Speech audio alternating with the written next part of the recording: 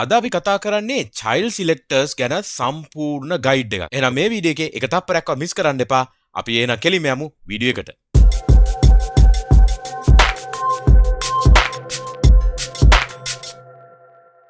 අයිබෝන් මගේ front end යාළුවෝ හැමෝටම කොහමද? අද අපි කතා කරන්න යන්නේ nth-child selectors ගැන සම්පූර්ණ ගයිඩ් එකක්.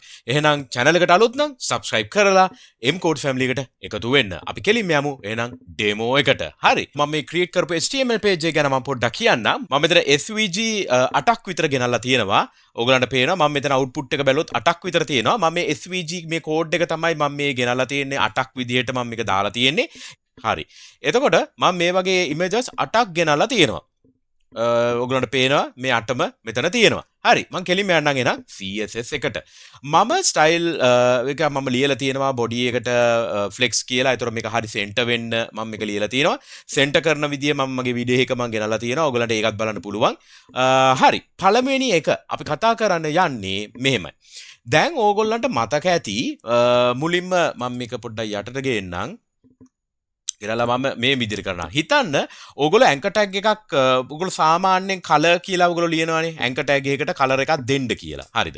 ඊට පස්සේ ඇන්කර් ටැග් එක hover කරපුවාම මේ කලර් එකට මාරු වෙන්න කියලා කියනෝනේ. ඒ කියන්නේ රෙඩ් කලර් එක. දැන් මම ඇන්කර් ටැග් එකක් කියන්නේ මොකක් හරි ක්ලික් කරන ලින්ක් එකක්නේ. ලින්ක් එක උඩට mouse pointer එක ගෙනාපුවාම ඒකේ කලර් එක change කරන්න කියලා කියන්නේ කොහොමද? ඒ ඇන්කර් ටැග් එකම දාලා මෙහෙම කෝලන් මේ තිත් දෙක දාලා hover කියලා ලියනවා. ලියලා ඒ වෙලාවේ දෙන්න ඕන කලර් එක හැටියට මම කියනවා blue කියලා. හරිද? මේ විදිහට තමයි දෙයන්නේ. hover සංගල වරහන් ඇතුලේ කලර් මේ විදිහට blue කියලා දානවා. එතකොට මම anchor tag එක ගැන link එකක් උඩ link එකක් තියෙනවා රතු පාටින්. ඔයා ඒක උඩ hover කරපුවම ඒක උඩට mouse එක ගෙනිච්චාම පාට වෙනස් වෙනවා. නිල් පාටට. හරි. මම මේක මකන්න. ඒ විදිහට තමයි මේ child selectors ටිකත් අපි ගන්නෙ. දැන් child selectors අපි ලියන්නෙත් ඒ විදිහටම. දැන් මම මේ SVG ගැන කිව්වනේ. SVG හැම image එකටම මම icon කියලා class එකක් පාවිච්චි කරලා තියෙනවා. එතකොට මම මේ dot icon මේ ඔක්කොම තියෙන මේ div එකක් ඇතුලේනේ. ඒක නිසා තමයි මම කෙලින්ම div space icon කියලා දාලා අර ඉස්සලා hover එකට මම ලිව්වා වගේ firstchild ඔන්න ඔය විදිහට තමයි ඒක ලියන්නේ. දාලා මම මේක uncomment කරන්නම්. මම මේක save කරපුවාම ඔයගලන්ට පේනවා මේ පළවෙනි එකේන නිල් පාට වුණා. මේ fill කියන්නේ ඇත්තටම මේ SVG images අපිට දැන් මේ කළු පාට එන්නේ තිබ්බේ. මට fill කියලා කිව්වා ගා මේ කළු පාට එක අපිට ඕන color එකට ගේන්න පුළුවන්. ඉතින් ඒක තමයි මම මෙතන මේ දාලා තියෙන්නේ. දැන් මොකද්ද මේ මම ලිව්වේ? firstchild. firstchild කියන්නේ මොනවද? මේ div කියන parent ගේ ඉන්න class එක icon වෙච්ච ඒගොල්ලන්ගේ පළවෙනි එක්කෙනාව fill කරන්න blue color එකෙන් කියලා තමයි මම මේ කියලා තියෙන්නේ. හරි. මේ තමයි blue color එකෙන් fill කරන්න තියෙන firstchild. එයාව select කරා firstchild විදිහට. හරි. ඊළඟට මම මේවා comment කරන්න. ඊට පස්සේ lastchild. lastchild එක මම uncomment කරලා refresh කරාම ඔයගලන්ට පේනවා last element එක මේ විදිහට blue color එකෙන් ආවා. හරි. දැන් ඔයගලන්ට පේනවා lastchild කිව්වම මොකද්ද වෙන්න ඕනේ? මේ icon කියලා තියෙන set එකේම මේ තියෙන ඔක්කොම SVG ගොඩේම අන්තිම SVG එක. අන්තිම එක්කෙනා කියන තමයි last-child. ඒක fill කරන්න නිල් පාටින්. ඒක තමයි මම මෙතන මේ ලියලා තියෙන්නේ. හරි. ඒ තමයි ඊළඟ child select එක. ඒකත් comment කරා. ඊළඟට හොඳයි. මේ මොකද්ද මේ ලියලා තියෙන්නේ? nth-child even.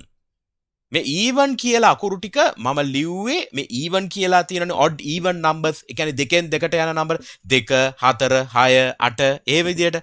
ඒතර nth-child. එහෙම ඒතර ඒ වෙලාවට කියන්නේ අපි දන්නේ කීවෙනි childද? දැන් ඉස්සෙල්ලා අපි කියවනේ first last කියලා. ඒක predefined නේ. පළවෙනි එක්කෙනෙක් ඉන්නවා අන්තිම එක්කෙනෙකුත් ඉන්නවා. දැන් අපිට එහෙම කියන්න බෑ. හැබැයි මට කියන්න පුළුවන්. හරි. මේ විදිහට example එකක් කියමු. table එකක් තියෙනවා.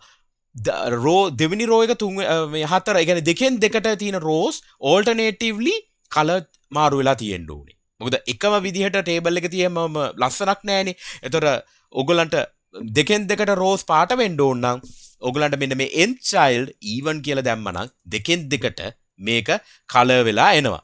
ඉතින් මම ඉතින් SVG එකට තමයි fill දාලා තියෙන්නේ.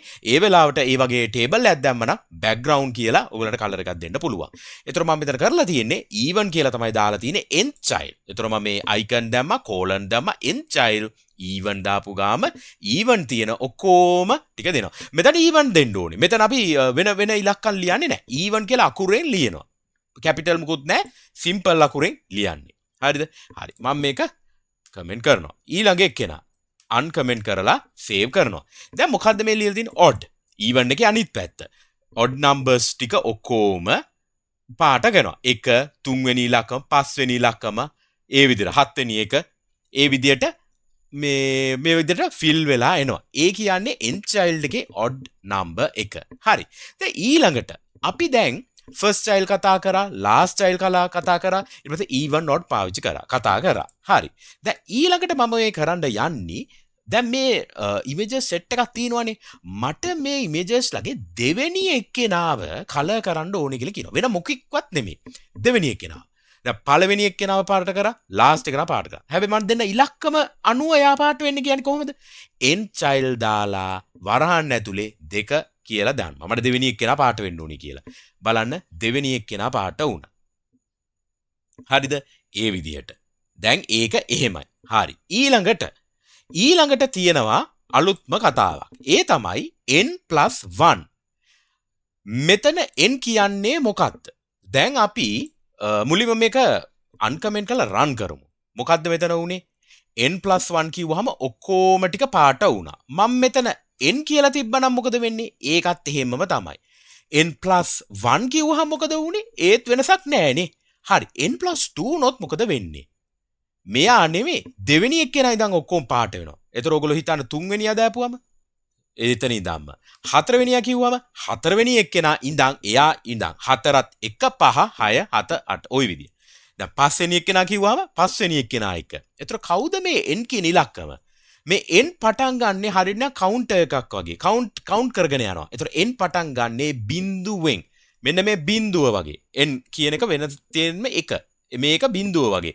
ඒතර මම ඉස්සෙල්ලා මේව මුකුත් දාලා තිබ්බේ නෑනේ. ඒක නිසා මේව බිඳුව දාන්න බැරි නිසා n කියලා ඉලක්කමක් මේ CSS වල හදලා තියෙනවා. n කියන එක පටන් ගන්නෙ බිඳුවෙන්. ඒතර ඒ නිසා තමයි බිඳුව කියලා ඉලක්කමක් මෙතන define වෙන්නේ නැති නිසා කෙලිම ඔක්කොම පාට වෙන්නේ. ඒතර n+1 කිව්වහමත් බිඳුව +1 ඒත් පළවෙනි එක්කෙනානේ. ඒ නිසා පළවෙනි එක්කෙනයි ධම්ම පාට වෙනවා. හරි. ඊළඟ එක්කෙනා 3n. මේ කියන්නේ මොකක්ද? 3n කියන්නේ 3න් 3ට මේක පාට වෙන්න. 3න් 3ට. දැන් බලන්න මම මෙයාට දීලා තියෙන්නේ blue color එක refresh කරපුවාම ඔයගලට පේනවා 1 2 3 තුන්වෙනියා පාට වුණා 4 5 6 පාට වුණා. ඒ කියන්නේ 3න් 3ට. හරිද? 9 වෙනියා හිටියනම් 9ත් පාට වෙලා තියෙයි. ඒ කියන්නේ 3න් 3ට පාට වෙන්න ඕන 3n කියලා පාවිච්චි කරනවා. හරිද? හොඳයි. දැන් ඊළඟට ඔයගොල්ලෝ අහන්න පුළුවන් ඊළඟ ප්‍රශ්නේ තමයි 3n+1 වගේ අවස්ථාවක්. ඒ කියන්නේ මොකද්ද? මෙයා දැන් n කියන එකන අපි දන්නවා බිඳුවයි කියලා +1 කිව්වම මොනවාද? පළවෙනි එක්කෙනා ඉඳන්. අර කලින් එක්සැම්පල් එකට මතකනේ n+1. ඒතර මම මේක කරා මොකද වෙන්නේ? 3n+1. ඒ කියන්නේ 3න් 3ට යන්න. හැබැයි දැන් ඉස්සලපත් මේ පාට උනේ 3 6 9 ඔහොමනේ. දැන් 3n+1 කිව්වහම 3 6 9 නෙමෙයි 3ට එකක් එකතු කරපුවම 4 ඊළඟට 6ට එකක් කරපුවම 7 වෙනි එක 9ට එකක් එකතු කරපුවම 10 වෙනි එක අන්න ඔය විදිහට තමයි පාට වෙන්නේ. හැබැයි පළවෙනි එකේනත් පාට වෙනවා. ඇයි ඒ? ඉනිෂියලි මේක මුලින්ම n කියන්නේ බිඳුව නිසා. මම මේක uncomment කරලා save කරොත් ඔයගලන්ට බලන්න පේනවා පළවෙනි එකේනා පාට වෙලා තුන්වෙනියා නෙමේ හතරවෙනියා පාට වෙලා හයවෙනියා නෙමේ හත්වෙනියා පාට වෙලා අන්න ඔය විදිහට තමයි යන්නේ. ඒ කියන්නේ 3n+1 කියන්නේ ඒක. n කියන්නේ බිඳුවෙන් පටන් ගන්නෙ. ඕනම ඉලක්කමක් බිඳුවෙන් වැඩි කරපුවාම බිඳුවයි. ඉතින් පළවෙනි එක්කෙනා ඉඳන් තමයි මේක එන්නේ. හැබැයි 3n+1 හින්දා 3න් 3ට යන්න හැබැයි එකක් එකතු කරගෙන. ඒ කියන්නේ ඊළඟ එලිමන්ට් එක පාට කරන්න. ඒ විදිහට. එතකොට ඊළඟ මම එකක් කියන්න. ඒ තමයි 3n-1. ඒ කියන්නේ මොකද්ද? අපි මේක uncomment කරලම් බලමු. -1 කරවම මොකද්ද? දැන් ඉස්සෙල්ලා +1 වුණා පළවෙනි කෙනා පාට වුණා නේද? දැන් මෙතන -1 වුණාම ඉතින් මයිනස් ඒ කියන්නේ බිංදුවක් කෙනෙකුත් නැහැනේ එලිමන්ට් ඒක නිසා පළවෙනි කෙනා පාට වෙන්නේ නැහැ. ඒතර 3n කියන්නේ කවුද? තුන්වෙනි එක්කෙනානේ. -1 වුණාම 2. එතකොට ඊළඟ එක්කෙනා කවුද? 6 වෙනි එක්කෙනාට එකක් අඩු කරපුවම අන්න 5 වෙනියා. ඔය විදිහට. දැන් මේ 8 වෙනියාපත් වුණා. ඇයි 9ට කලින් එක්කෙනා. අන්න ඔය විදිහට තමයි මේක කලර් වෙන්නේ. හරි.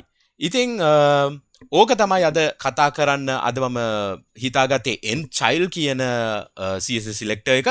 මේක ගොඩක් වෙලාවට අපිට use වෙන්න පුළුවන් practical example තමයි අතරම අර table structures අපි tables හදනවා නම් ඒ වගේම අපි ගොඩක් අර දැන් අපි හිතමු එකම වගේ අපි divs ටිකක් තියෙනවා පොඩ්ඩක් වෙනස් වෙන්න ඕන නම් දැන් මොකද userට ඔක්කොම එකම color එකෙන් පෙවුනහම පොඩ්ඩක් අර user වෙනසක් එන්නේ නැහැ. ඒක නිසා සමහරට අපි alternative divs ටික අපි පාට කරගන්නවා. alternative කියන්නේ එකක් ඇර එකක්. ඒ වගේ color එකක් පොඩ්ඩක් change කරපම් පොඩි වෙනසක් ඒ userටත් එනවා.